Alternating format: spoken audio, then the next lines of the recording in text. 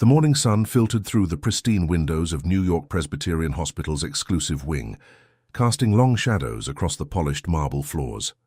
James Montgomery Harper III stood motionless at his son's bedside, his tailored Armani suit unable to hide the weight he'd lost over the past 3 months. His 5-year-old boy, Lucas, lay still among a tangle of tubes and wires, his small chest rising and falling with mechanical precision, courtesy of the machines that had become his lifeline. "Mr. Harper," Dr. Reynolds spoke softly from the doorway, clutching a tablet with trembling hands.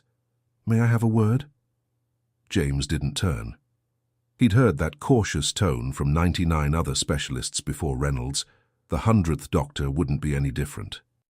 "So unless you're here to tell me you found something new, there's nothing to discuss," James replied, his voice hoarse from sleepless nights and endless conference calls. At 42, the tech mogul and founder of Harper Innovations had conquered Silicon Valley, amassed a fortune of $11 billion, and revolutionized artificial intelligence.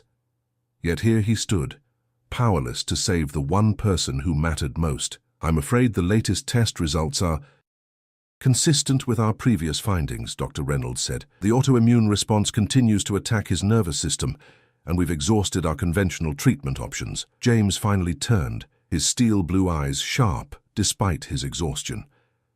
"Then find unconventional options. Money is no object. Fly in specialists from Switzerland, Japan, anywhere. I want every possible treatment explored. Mr. Harper, we've consulted with the world's leading immunologists.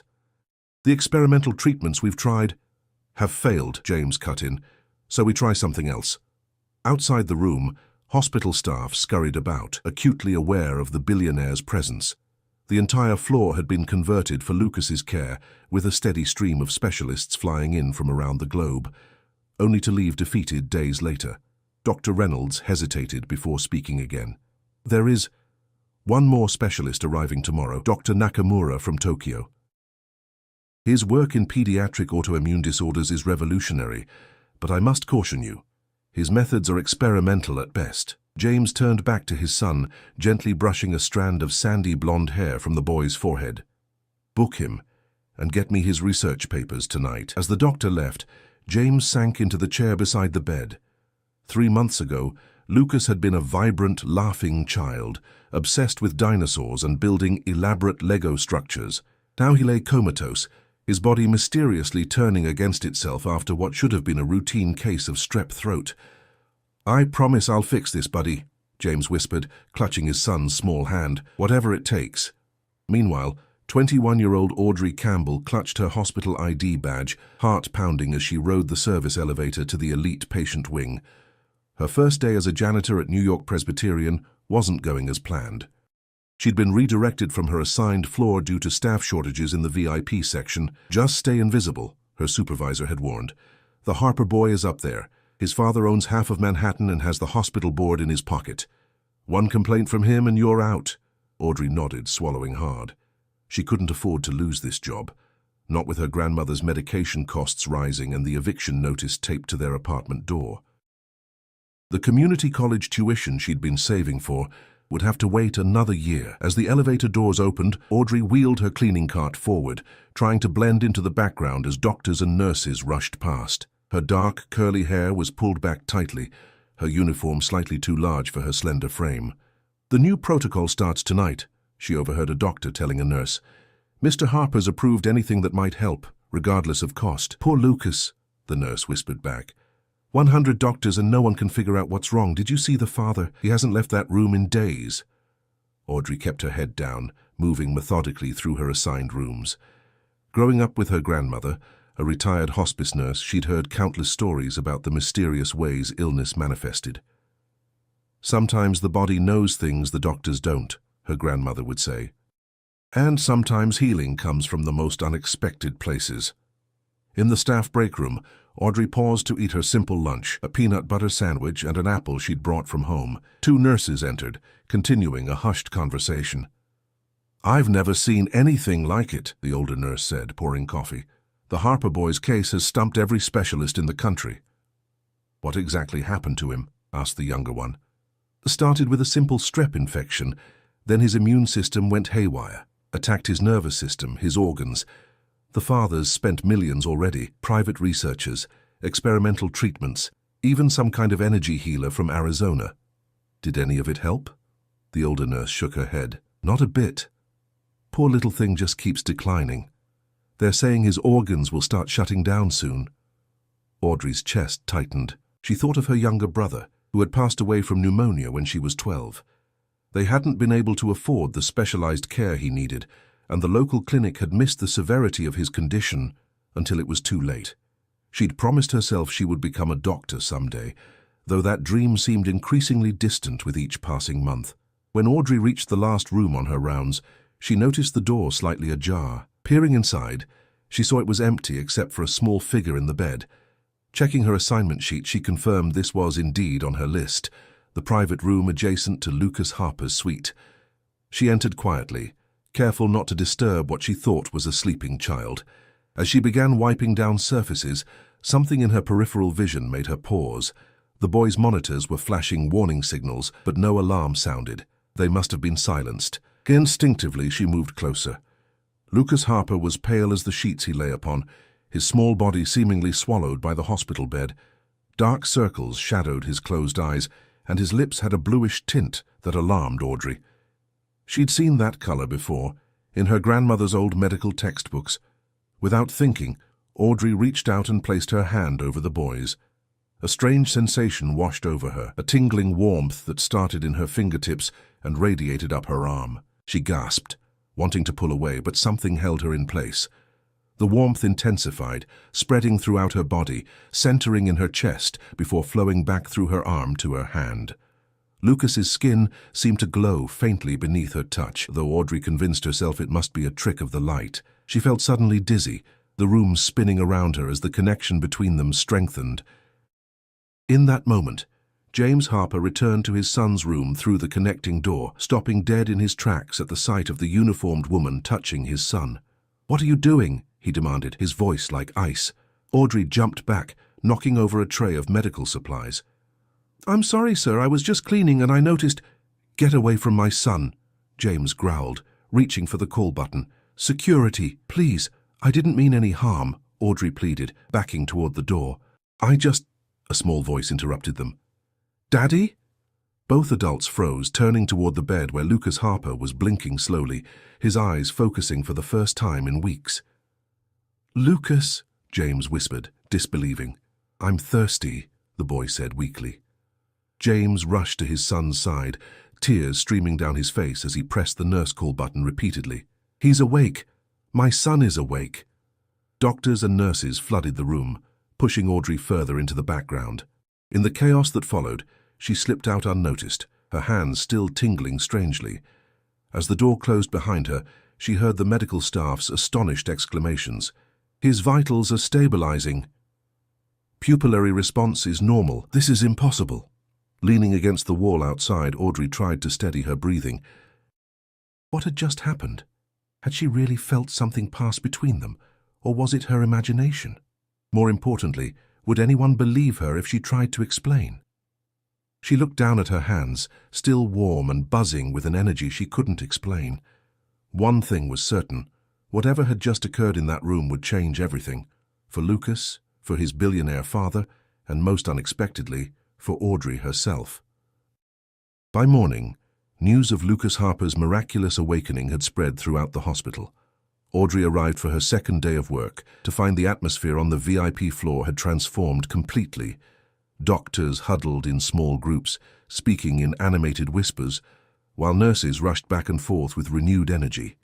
"It's like watching someone rise from the dead," one orderly told another as Audrey wheeled her cart past. "The kid was practically on his way out, and now he's asking for apple juice and cartoons." Audrey kept her head down, her heart racing. She had spent the entire night replaying those strange moments in Lucas's room, the warmth flowing through her hands, the inexplicable connection she'd felt. She had told no one, not even her grandmother. Who would believe her? More importantly, what would happen if someone did?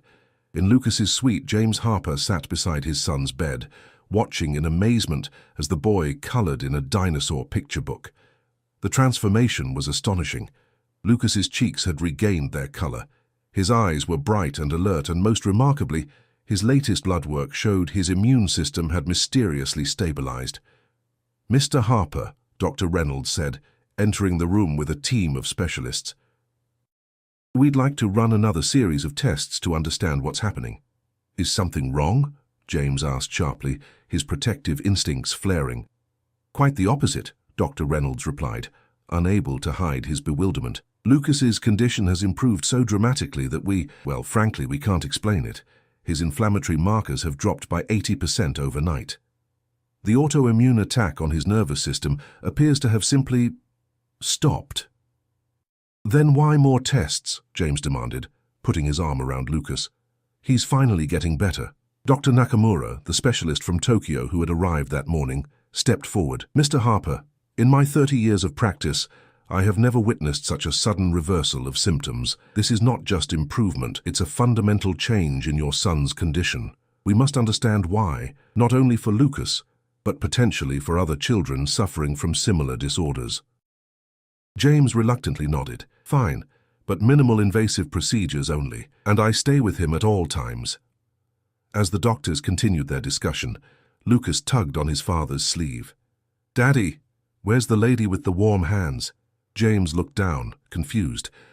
"What lady, buddy?" "The one who made the hurt go away," Lucas said simply, returning to his coloring. "She had the sun inside her hands." James froze, suddenly remembering the cleaning woman he'd caught touching his son just before Lucas awoke. At the time, he'd been too overcome with emotion to think clearly. But now, "Dr. Reynolds," James called, pulling the physician aside. "Yesterday, before Lucas woke up, there was a hospital employee in this room, a young woman, cleaning staff, I think. I need to know who she was." Dr. Reynolds frowned. "I'll check the staff assignments from yesterday." "May I ask why?" James glanced at his son, who was happily showing his dinosaur drawing to one of the nurses. "Just a hunch." Meanwhile, Audrey was cleaning a vacant room when her supervisor approached, looking stern. "Campbell, did you enter the Harper boys' room yesterday?" he demanded without preamble. Audrey's stomach dropped. I was assigned to clean the adjacent room, sir. I may have entered briefly, but, well, you've been requested upstairs. Mr. Harper's office wants to speak with you." Am I being fired?" Audrey asked, her voice small. The supervisor shrugged. "Just go to the administrative wing, room 502, now." With trembling hands, Audrey removed her cleaning gloves and smoothed down her uniform. The entire elevator ride to the 5th floor, she rehearsed explanations and apologies in her head. She couldn't lose this job. Her grandmother's medicine alone cost over $300 a month, and their landlord had already given them a final warning.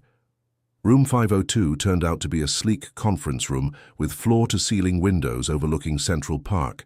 Seated at the large glass table was a sharp-looking woman in her 40s, wearing a tailored suit and an expression that revealed nothing. "Audrey Campbell, I'm Patricia Winters, Mr. Harper's chief of staff," the woman said, gesturing to a chair. "Please sit." Audrey perched on the edge of the seat, clasping her hands tightly in her lap. "Ma'am, if this is about yesterday, I just want to say—" "Yesterday," Patricia interrupted. "Lucas Harper woke from a 3-month coma that had baffled 100 of the world's top medical specialists.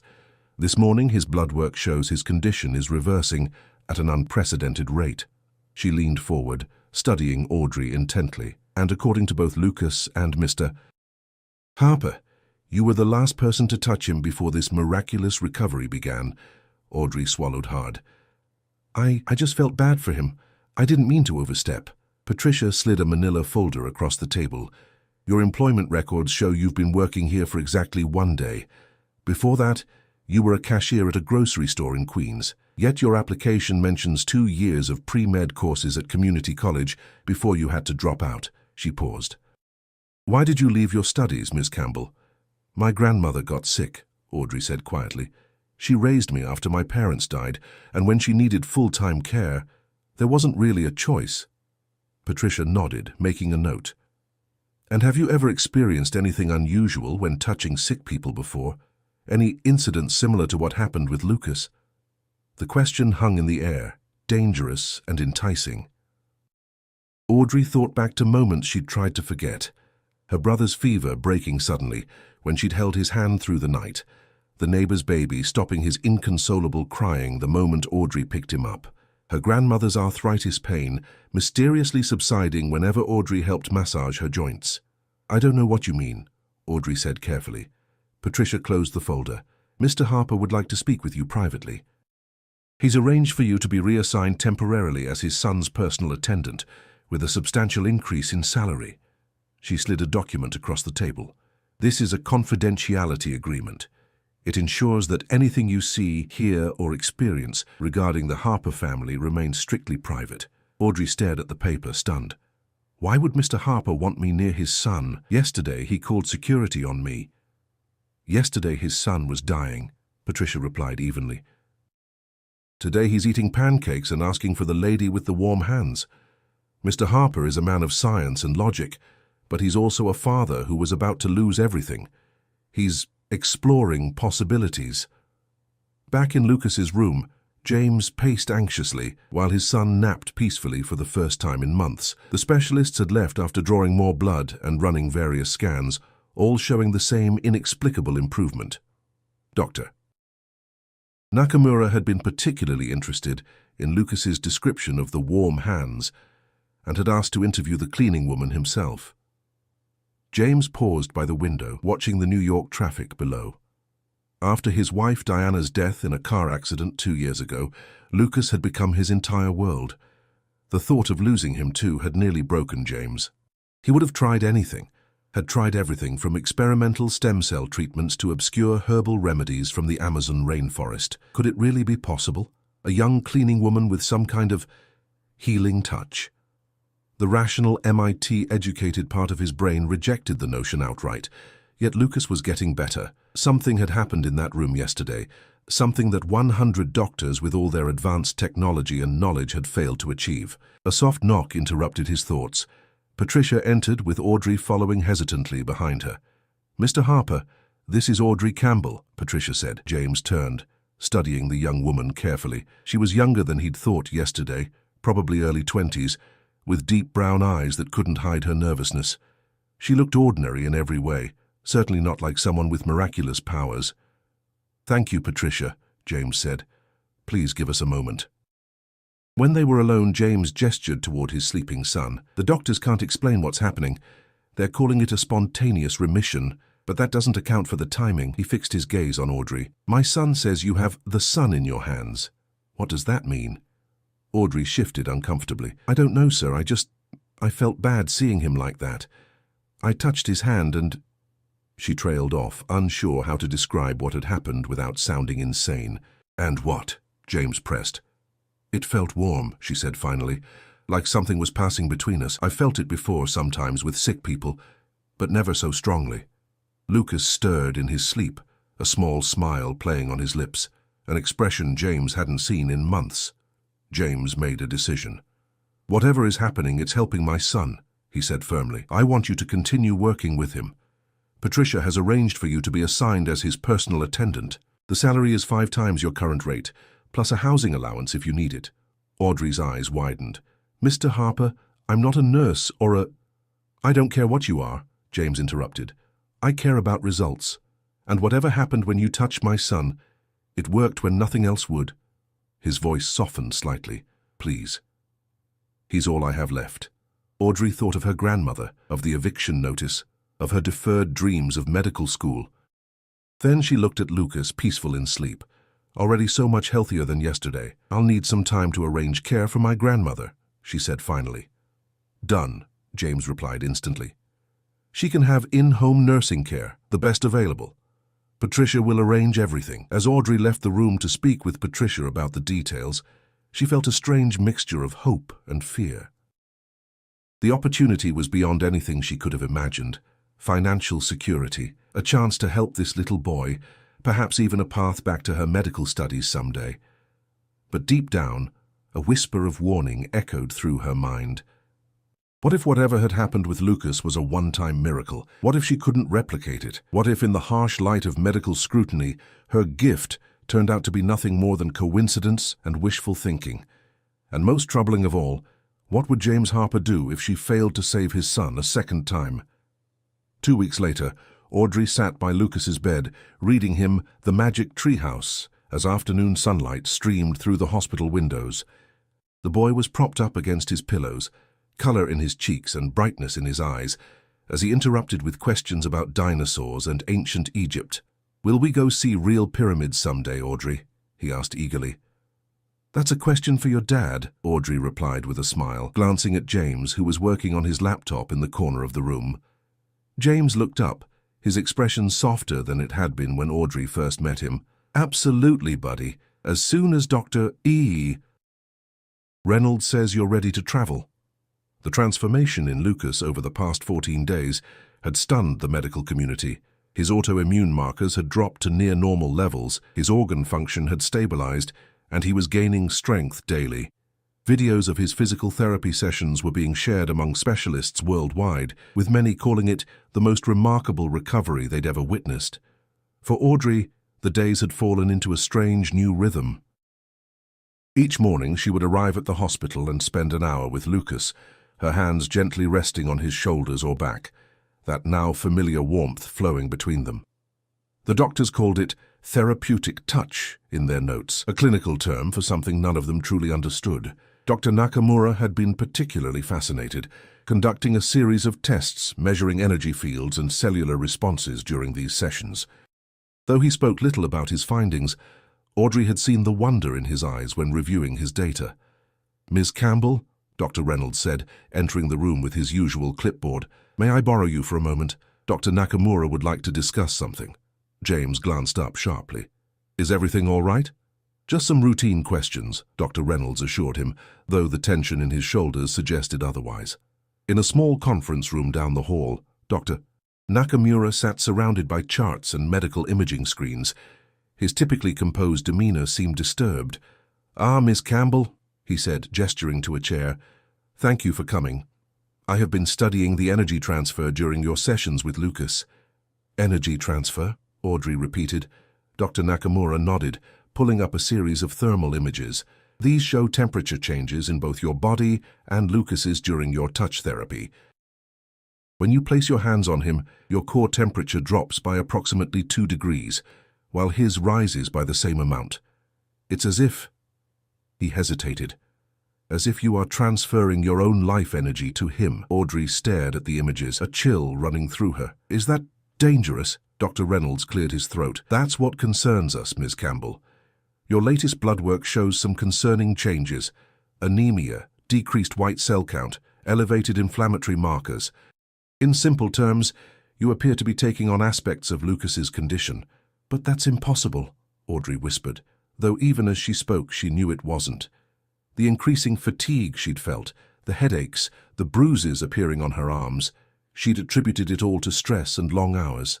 "Miss Campbell," Dr. Nakamura said gently, "I believe you possess a remarkable ability, but it comes at a significant cost to your own health. If these sessions continue at the current frequency and intensity, the drain on your system could become severe."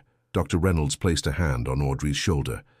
"We're recommending that we scale back the sessions to once every 3 days, and for shorter durations." "But Lucas is getting better," Audrey protested. "He needs this." "You need to be healthy too," Dr. Reynolds countered, "and Mr. Harper needs to be informed about these findings." Audrey's stomach tightened. "No, please. He'll insist on continuing the sessions. You've seen how desperate he is to have Lucas fully recovered." The doctors exchanged uncomfortable glances. "As medical professionals, we're obligated to disclose significant health risks to all parties involved," Dr. Reynolds said firmly. "I'm scheduling a meeting with Mr. Harper this afternoon." Back in Lucas's room, Audrey tried to focus on the story she was reading, but her mind kept returning to the doctor's warnings. Was she really absorbing Lucas's illness? The thought was both terrifying and somehow right. It explained the deep connection she felt with the boy, the sense that something tangible passed between them during their sessions. "Audrey, you look tired," Lucas said, interrupting her thoughts. "Do you need a nap?" "Daddy says everyone needs naps sometimes, even grown-ups." Audrey smiled, touched by his concern. "Maybe I do. You're very observant, Lucas." "That's because I'm going to be a doctor when I grow up," he declared confidently. "Like Dr. Reynolds, but nicer." James looked up from his work, his expression softening. "Is that so? What happened to being an astronaut?" "I can be both," Lucas said with a child's perfect logic. "And Audrey can work with me. She makes people better." The simple statement hung in the air, heavy with meaning. James studied Audrey's face, noting for the first time the dark circles under her eyes, the pallor of her skin. Before he could comment, his phone rang. After a brief conversation, he stood. "That was Patricia. The board members are waiting for our video call." He hesitated. "Will you be okay with Lucas for another hour?" "Of course," Audrey assured him, pushing aside her fatigue. After James left, Lucas fell asleep over his book. Audrey tucked the blankets around him and moved to the window, gazing out at the city skyline. In just 2 weeks, her life had transformed completely. Her grandmother was now living in a luxury assisted living facility with round-the-clock care. Their old apartment in Queens felt like a distant memory compared to the furnished corporate housing James had arranged near the hospital. Yet, despite these improvements, a nagging unease had taken root. The more Lucas improved, the worse she felt. Not just physically, but emotionally, as if she were absorbing not only his illness, but something deeper, something tied to the Harper family itself. James returned earlier than expected, his expression grave. "Audrey, Dr. Reynolds just called. He says we need to talk about some test results." "Oh," she said, trying to sound casual. "He mentioned something about physiological transference and potential risks to your health." James's eyes narrowed. "What's going on?" Before Audrey could answer, a sharp knock came at the door. Patricia entered, followed by a tall, elegant woman with ash-blonde hair. "James, I'm sorry to interrupt," Patricia began, "but what is she doing here?" the blonde woman demanded, staring directly at Audrey. James's face paled. "Diana?" Audrey froze, confusion washing over her. Diana, but Lucas's mother, James's wife, was dead. She'd seen the family photos, heard Lucas talk about his mommy in heaven. "James, we need to speak privately," the woman said, her voice cold and controlled. "Now." Patricia quickly stepped forward. "Audrey, why don't you take a break? I'll stay with Lucas." In a daze, Audrey allowed herself to be ushered from the room. As the door closed behind her, she caught one last glimpse of the woman, Diana, moving toward Lucas's bed with tears in her eyes. Audrey found herself in the hospital chapel, the only quiet space she could think of to gather her thoughts. Diana Harper was alive? How was that possible? And why had James and everyone else led her to believe otherwise? Her phone buzzed with a text from Patricia. "Meeting in Mr. Harper's office, 1 hour." The hour passed in a blur of confusion and mounting anxiety. When Audrey finally entered James's temporary office at the hospital, she found him alone, standing by the window. "Sit down, Audrey," he said without turning around. She did, her heart pounding. "I don't understand what's happening." James was silent for a long moment. "Diana and I separated 2 years ago," he finally said. "It was ugly. She moved to Europe, wanted nothing to do with us. When Lucas got sick, I tried to contact her, but she disappeared, changed her name, her contact information, everything." He turned to face Audrey, his expression haunted. "When the doctors told me Lucas was dying, I hired private investigators to find her. She's his mother. She deserved to know. But by then..." "Well, you had already worked your miracle." "But why did you tell me she was dead?" Audrey asked, hurt and confusion evident in her voice. James's jaw tightened. "I never said that. Lucas believes his mother is dead because that's what Diana wanted him to think. She told him she was going to heaven the day she left. She couldn't handle being a mother anymore. Couldn't handle our life." The bitterness in his voice was palpable. "Now she's back, claiming maternal rights, demanding to be part of Lucas's recovery. After abandoning him when he was healthy, she wants to swoop in for the miraculous healing story." Audrey struggled to process this information. "What does this mean for Lucas's treatment, for our sessions?" "Diana wants them stopped immediately," James said flatly. "She's consulted with her own medical team, who claim what you're doing is dangerous pseudoscience that could be harming Lucas. But the improvements could be coincidental, according to her experts." James raked a hand through his hair in frustration. "She's threatening legal action to block any further experimental treatments not approved by traditional medical standards." A wave of dizziness washed over Audrey, forcing her to grip the arms of her chair. The room tilted sideways for a moment before steadying. James was at her side instantly. "Audrey, what's wrong?" "I'm fine," she insisted, though the weakness in her voice betrayed her. "Just tired." "Dr. Reynolds showed me your test results," James said, his voice softening. "Why didn't you tell me what was happening? That these sessions were making you sick?" "Because Lucas needs them," Audrey said simply. James studied her face. "You care about him that much? A child you barely knew 2 weeks ago?" "He reminds me of my brother," Audrey admitted quietly. "I couldn't save Tommy, but Lucas I can help." Understanding dawned in James's eyes. "That's why you dropped out of medical school. Not just for your grandmother, but because of your brother." Audrey nodded, tears threatening. "I was supposed to be watching him that day. If I'd recognized the symptoms sooner." James took her hand, surprising them both. "You were a child yourself, Audrey. So is Lucas," she replied. "And I won't abandon him now, no matter what his mother says." Before James could respond, the office door burst open. Diana Harper stood in the doorway, her perfect composure cracking. "Lucas's fever is back," she said, her voice breaking. "The doctors say it's happening again. All of it. Whatever temporary improvement he had is reversing." James was on his feet instantly. "That's impossible. He was fine an hour ago." "Well, he's not fine now," Diana snapped. "And your miracle worker here hasn't been near him, so explain that." The three rushed to Lucas's room, where medical staff were already gathered around his bed. The boy was flushed with fever, his breathing labored, monitors beeping in alarm. Dr. Reynolds looked up as they entered. "His inflammatory markers are spiking again. It's as if the autoimmune response has reactivated." "Do something," Diana demanded. Dr. Nakamura stepped forward. "Perhaps Ms. Campbell?" All eyes turned to Audrey. Diana's expression hardened. "Absolutely not. I forbid any more of this witch doctor nonsense." "Diana," James said warningly. "No, James. I've consulted with real medical experts. Whatever this woman is doing, it's not based in science. It could be causing Lucas permanent damage." "The only thing damaging Lucas right now is this delay," Dr. Nakamura said firmly. "His condition is deteriorating rapidly." Diana moved to block Audrey's path to the bed. "I am his mother, and I say no." "And I'm his father," James countered. "The father who was here for him when you disappeared to find yourself in the Swiss Alps." As the parents argued, Audrey felt something pulling her toward Lucas. The same inexplicable connection she'd felt that first day. Without waiting for permission, she moved past Diana and placed her hands on Lucas's burning forehead. The familiar warmth flowed immediately, stronger than ever before, a current of energy passing from her body to his. Lucas's eyes fluttered open, focusing on her face. "I knew you'd come back," he whispered. Diana grabbed Audrey's arm, trying to pull her away. "Get your hands off my son."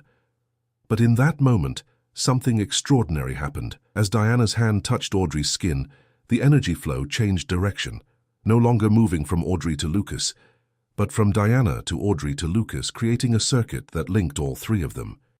Diana gasped, her eyes widening as she felt it too. The unmistakable pull of life force, the connection that transcended medical explanation. What is this?" she whispered, unable to pull away. Dr. Nakamura watched in fascination, his scientific mind struggling to comprehend what his eyes were seeing. The energy transfer. It's amplified with the biological mother in the circuit. The shared DNA is creating a harmonic resonance. Slowly, the monitors around Lucas's bed began to stabilize.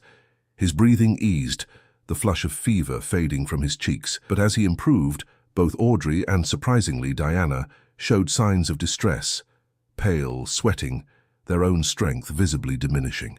After what seemed like an eternity, Audrey broke the connection, staggering backward into James's arms. Diana collapsed into a nearby chair, looking shaken to her core. "What just happened?" she demanded, her voice barely audible. Dr. Nakamura stepped forward, his expression grave but filled with wonder. "I believe we have just witnessed the true nature of Ms. Campbell's gift. She doesn't merely heal, she redistributes life force.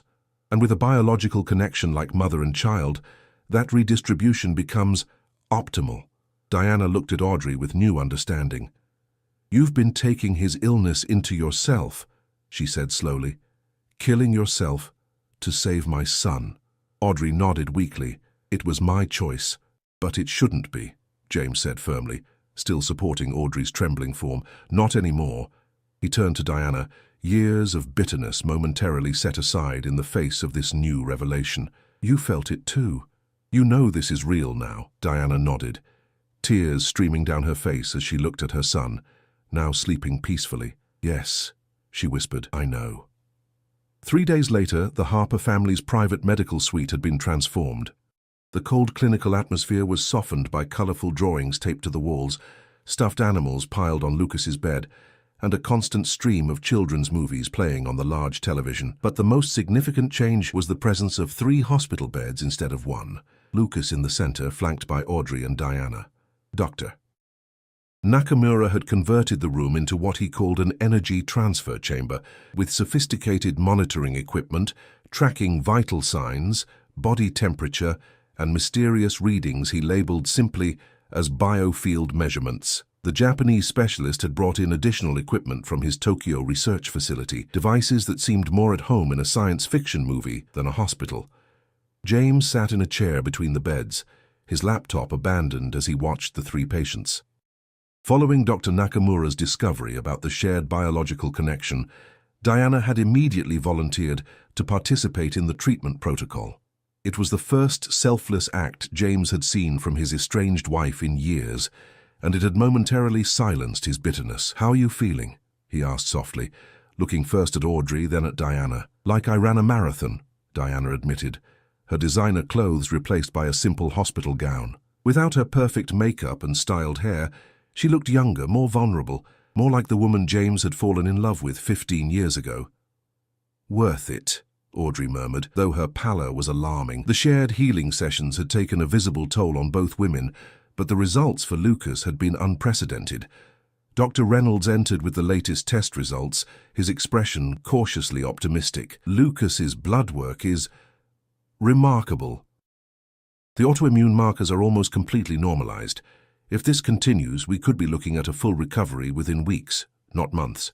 And the side effects? James asked, glancing worriedly at Audrey and Diana. Dr. Reynolds's expression sobered. That's the concerning part. Both Ms. Campbell and Mrs. Harper are showing signs of immune system compromise. Nothing severe yet, but the cumulative effect of these sessions could become problematic. Dr. Nakamura joined them, studying the readouts from his specialized equipment. The energy transfer is not sustainable indefinitely, he agreed.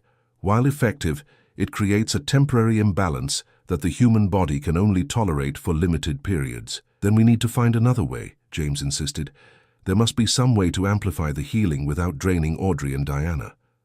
Dr. Nakamura hesitated. There is one possibility, but it would require something from you, Mr. Harper.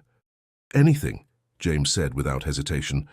Blood transfusion, the specialist explained, direct from father to son, modified through a process I've been developing in my research.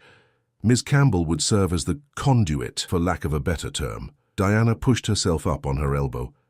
Is that safe? Theoretically, Dr. Nakamura admitted. It has never been attempted in precisely this way before.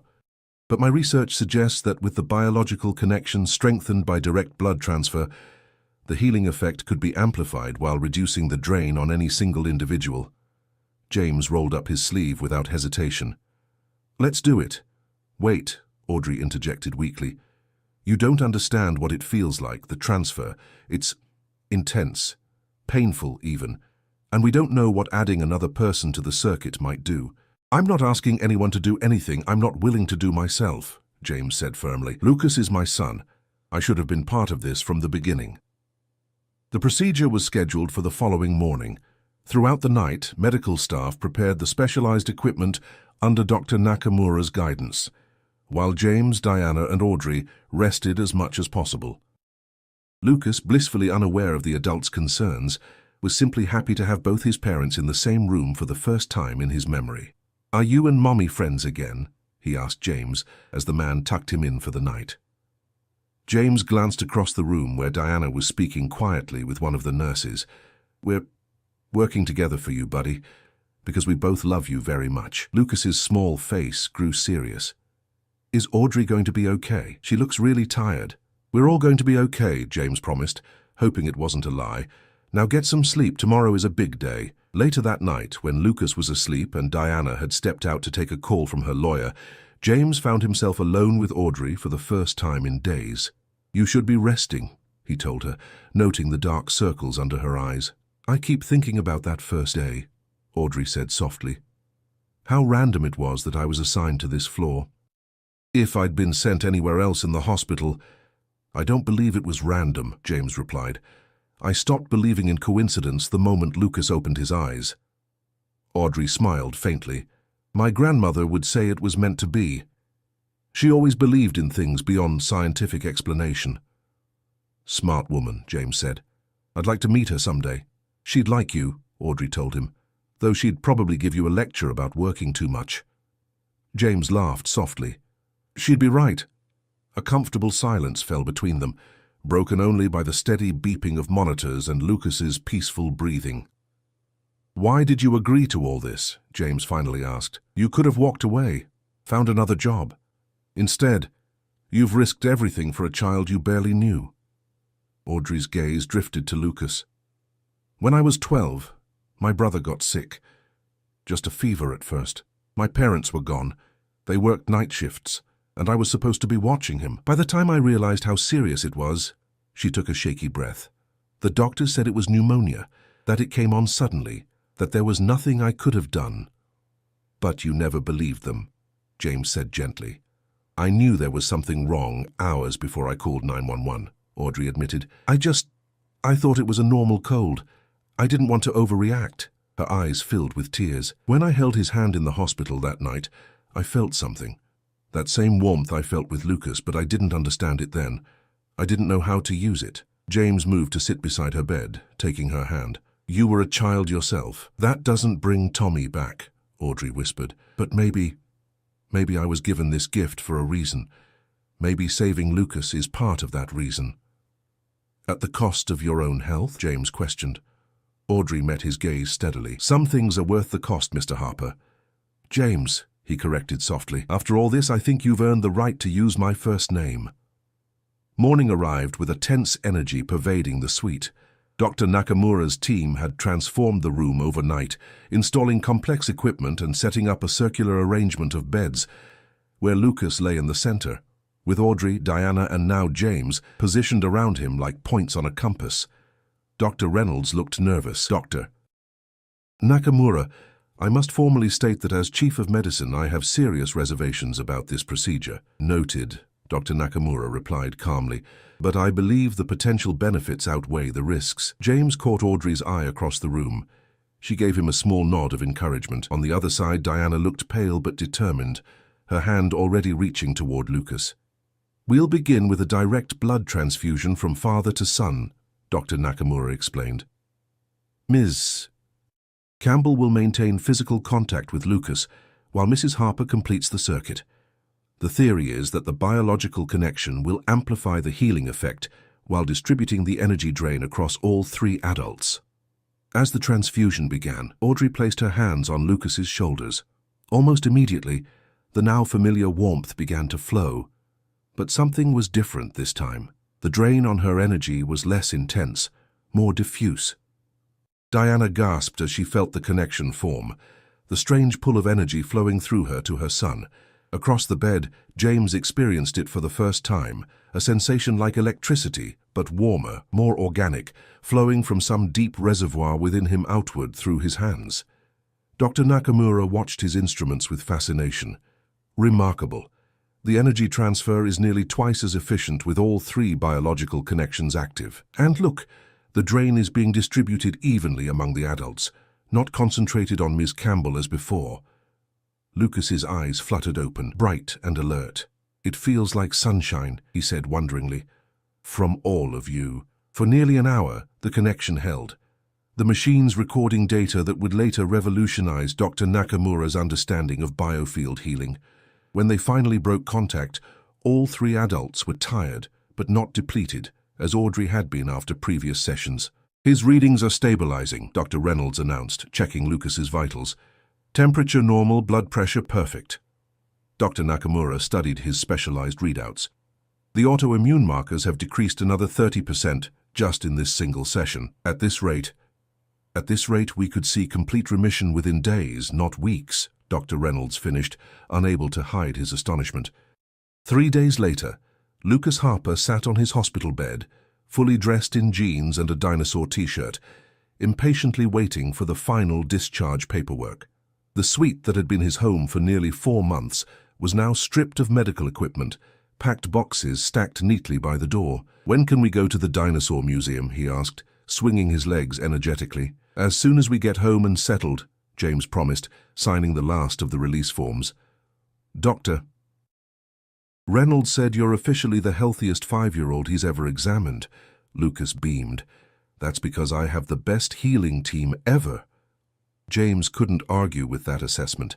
The daily sessions with Audrey, Diana, and himself had produced results that defied medical explanation. Dr. Nakamura had already submitted a paper to several prestigious medical journals, though he'd carefully anonymized the participants' identities to protect their privacy. Diana entered the room, looking more relaxed than James had seen her in years. The past week had transformed their relationship in unexpected ways. The shared experience of channeling healing energy to their son had broken down barriers that years of therapy might never have touched. "The car is ready," she announced, "and I've confirmed the reservation for dinner tonight."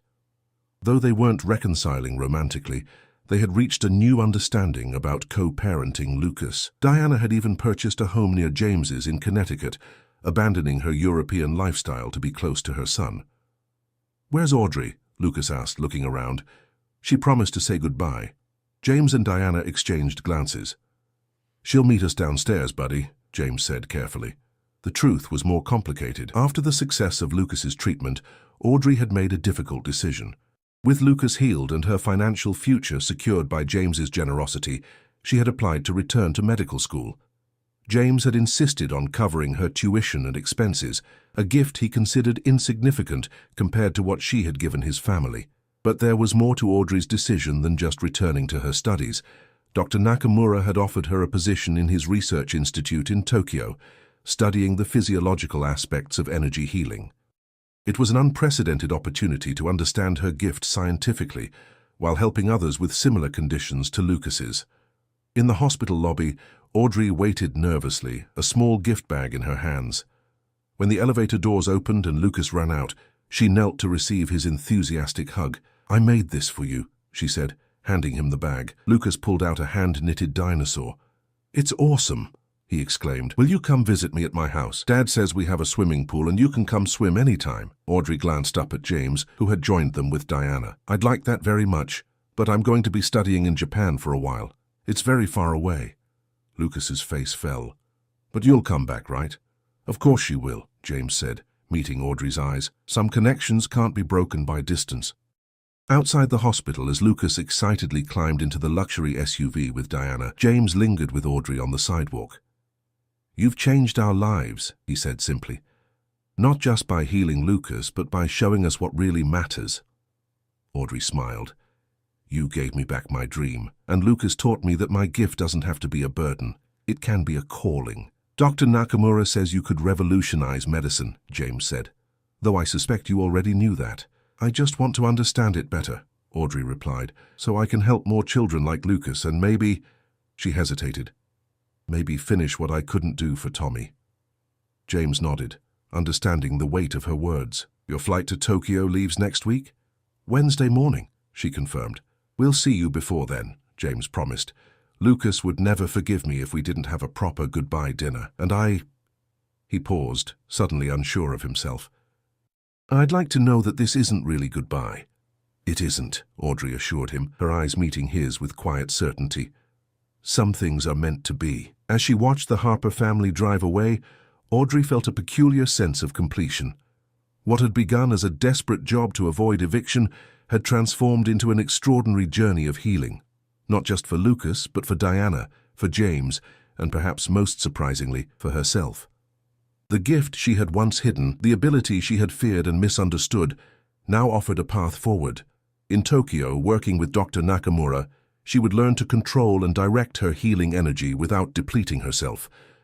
And when she returned, as she knew she would, the Harper family would be waiting. James had already established a foundation for researching conditions like Lucas's, with Audrey named as the future medical director once she completed her studies. It was a future brighter than anything she could have imagined that first day, pushing her cleaning cart through the hospital corridors.